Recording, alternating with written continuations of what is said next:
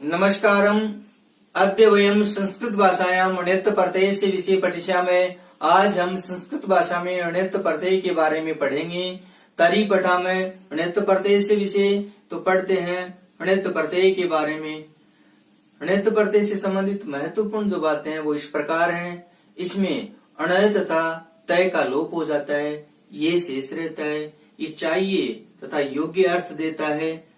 ऋकारांत धातुओं के साथ में वृद्धि कार्य होता है, अर्थात ऋकारांत धातुओं के साथ में जब णित प्रत्यय का विधान होता है तो वहां वृद्धि कार्य होता है। उपदा आकार धातुओं के साथ में भी वृद्धि कार्य का विधान होता है और उपदा आकार को छोड़ करके शेष धातुओं के साथ में गुण कार्य का विधान होता है। तो पढ़ते हैं विस्तार से णित प्रत्यय के बारे में।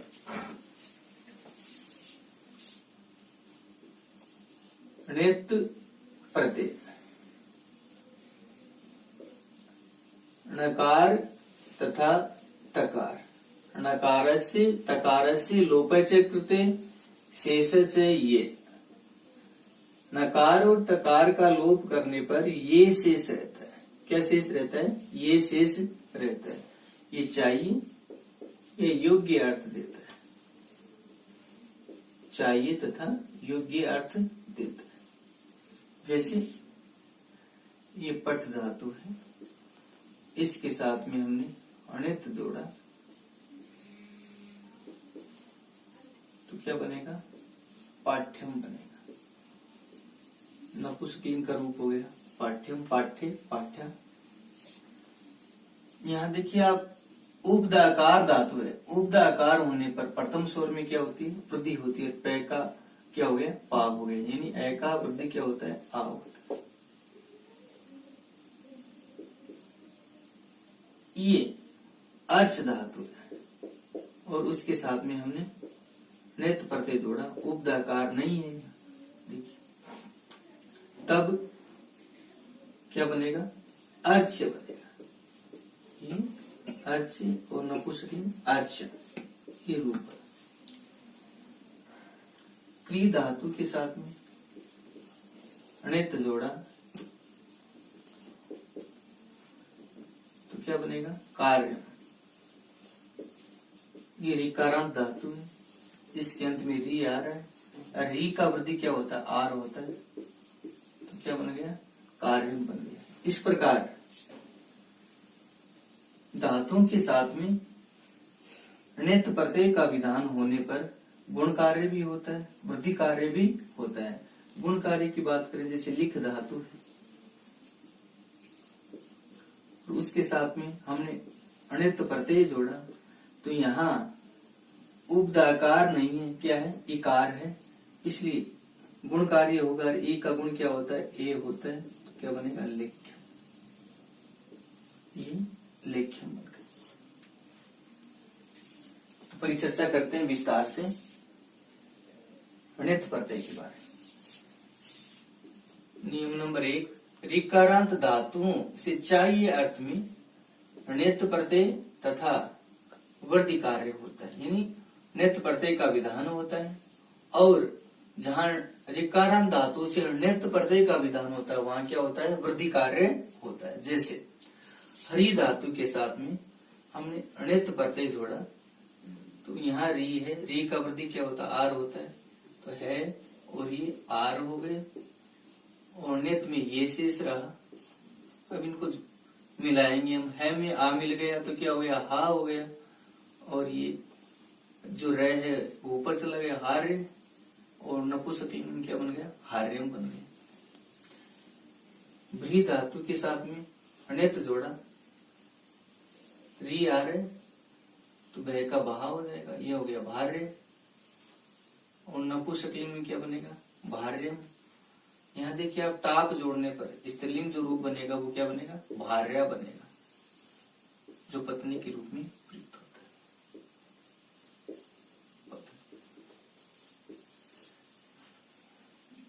त्रि धातु के साथ में णित प्रत्यय जोड़ेंगे हम।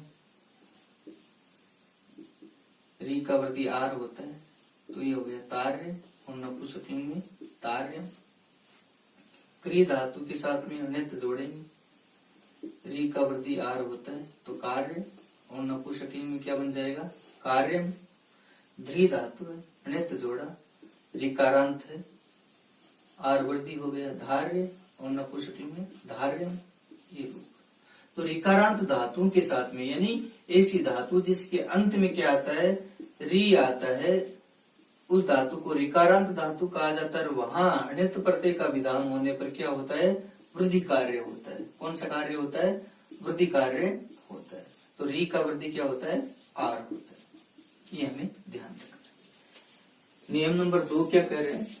उपदा आकार धातु से वृद्धि कार्य होता है।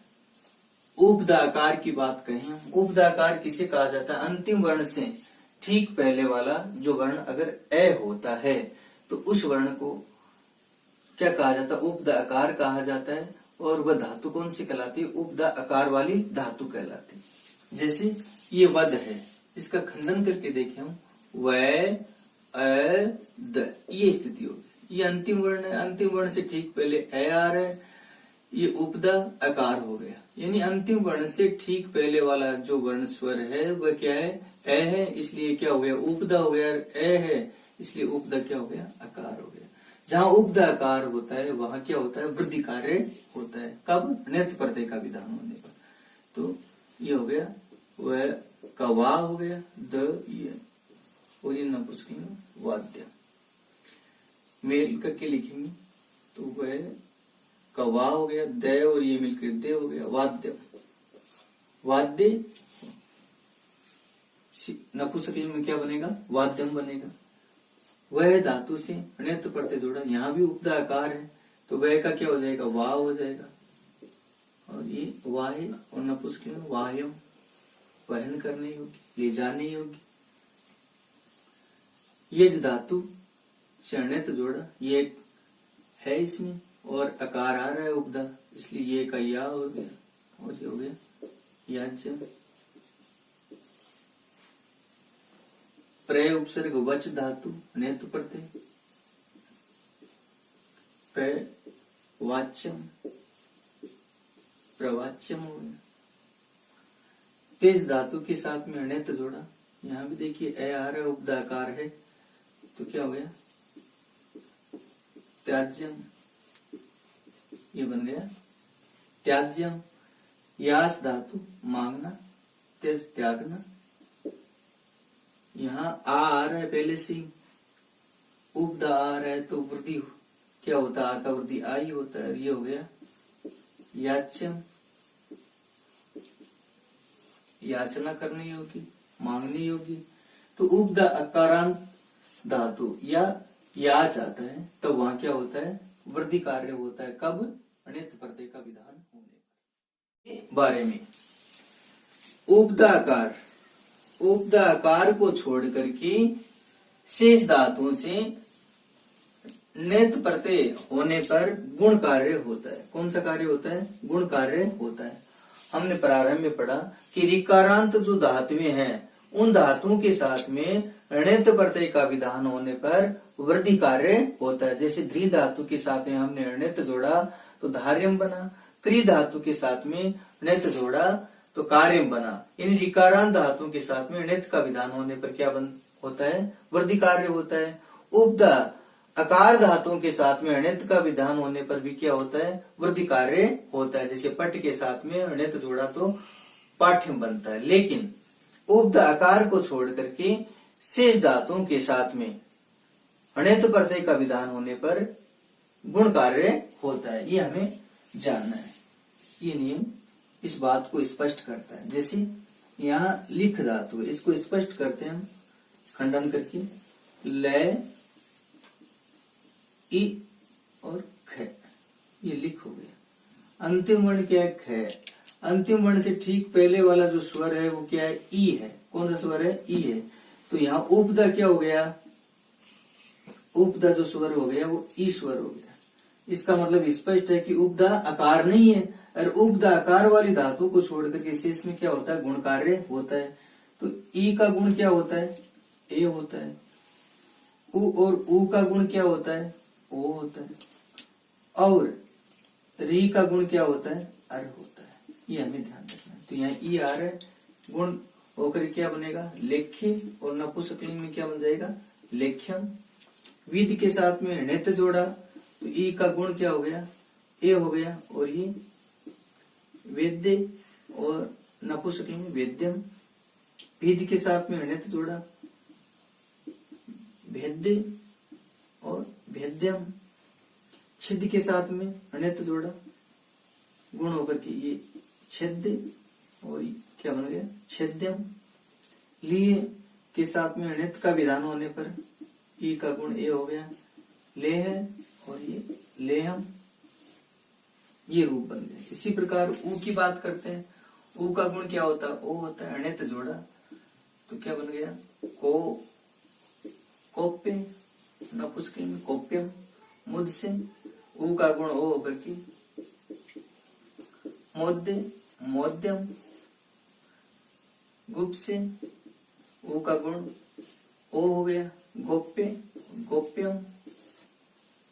नृत्य, णित होने पर री का वृद्धि क्या होता है, अर होता है, नृत्यम। ये रूप बन गया, नृत्यम। तो कहने का मतलब उपधाकार को छोड़ करके शेष उपधा वाली धातुओं के साथ में गुण कार्य होता है। कब, णित प्रत्यय का विधान होने पर। विशेष उदाहरणों के बारे में, विशेष उदाहरण है जो लू धातु के साथ में णित प्रत्यय का विधान करने पर क्या बनेगा, लाव्य बनेगा। ये लाव्य हो गया, लाव्य। किससे बना ये जानते हैं। यहाँ लू में क्या है, ऊ है, ऊ का वृद्धि क्या होता है, औ होता है। एचो अये व यावे सूत्र द्वारा औ के स्थान पर क्या होता है, आव होता है। क्या होता है, आव होता है। अब हम इनको जोड़ते हैं, लय, और ऊ का वृद्धि औ हुआ, औ के स्थान पर एचो अये व यावे सूत्र द्वारा आव हो गया, ये आव कर दिया हम, और नित में ये शेष रहा। अब इनको जोड़ते हैं तो लय में आमिना मिलने पर क्या हो गया, ला हो गया, और वह आधा ही रह गया, ये लाव्य। इसी प्रकार श्रु धातु के साथ में हमने णित प्रत्यय का विधान किया तो क्या होगा, श्राव्य होगा। क्या बनेगा, श्राव्य, श्राव्यम, श्राव्य।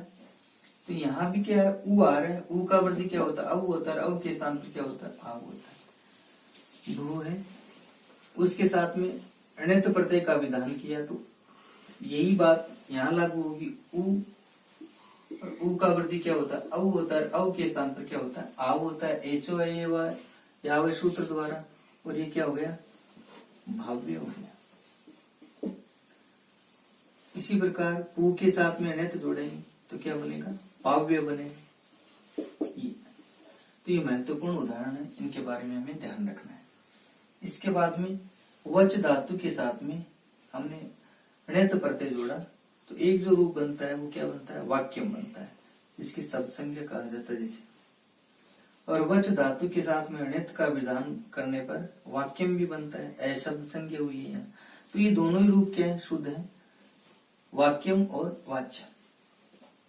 भुज धातु के साथ में णित प्रत्यय का विधान किया तो क्या बनेगा, भोज्यम बना। भक्ष्य अर्थ में यानी भक्षणार्थ में प्रयुक्त हुआ। भोज्य जब आता है तो क्या, भक्षणार्थ में पूछा हुआ उदाहरण है, महत्वपूर्ण है। भक्षणार्थ में भुज धातु के साथ में णित का विधान होने पर क्या रूप बनेगा, भोज्यम बनेगा। भुज धातु के साथ में णित का विधान होने पर जो शब्द बना वो दूसरा क्या बना, भोग्यम। अभक्षणार्थ में यानी भोग्यम जो है रूप है वो अभक्षण अर्थ में प्रयुक्त होता है, तब क्या बनता है, भुज धातु के साथ में णित का विधान होने पर क्या बनता है, भोग्यम बनता है। भोग करने योग्य, भक्षण करने अर्थ में प्रयुक्त नहीं होता है। तो ये दोनों ही उदाहरण है जो महत्वपूर्ण है, ये हमें ध्यान रखना है। तो आज हमने विस्तार से णित प्रत्यय के बारे में पढ़ा। शेष से स्वयं पठिष्यामि। धन्यवाद। सत्यमेव जयते।